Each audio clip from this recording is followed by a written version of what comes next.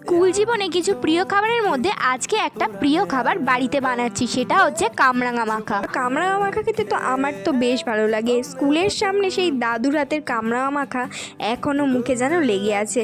আজকে আমি সেটাই বাড়িতে বানাচ্ছি, কামরাঙা মাখা। তো হয়তো ওই দাদুর মতো হবে না, কিন্তু আমি আমার মতো করে সুন্দর করে করার চেষ্টা করছি। আমাদের বাড়িতে কামরাঙা ছিল না, তো বাবাকে আনতে বলেছি বলে বাবা আমাকে অনেক কামরাঙা এনে দিয়েছে।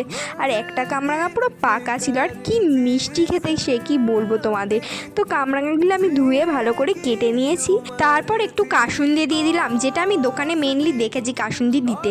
তারপর একটু বিট নুন দিয়ে দিলাম এর পরিমাণ মতো। আর বিট নুন যে কোনো জিনিসে দিলেই কিন্তু একটু টেস্ট বেড়ে যায়। তারপরে বাড়িতে থাকা ভাজা মশলা ছিল সেটা দিয়ে দিলাম। তারপর পরিমাণ মতো গোলমরিচের গুঁড়ো দিয়ে দিচ্ছি। লঙ্কা দিলাম না, লঙ্কা দিলে ঝালটা তো একটু বেশি হয়ে যায়। তারপর ভালো করে মেখে নিলাম, আর মাখতে মাখতেই তো আমার জিভে পুরো জল চলে এসেছিল। তাও খেয়ে দেখলাম যা ভালো খেতে হয়েছে না, ফাটাফাটি খেতে হয়েছে। সব কিছুর পরিমাণ একদম ঠিকঠাক ছিল। চলো আজকের জন্য বাই বাই।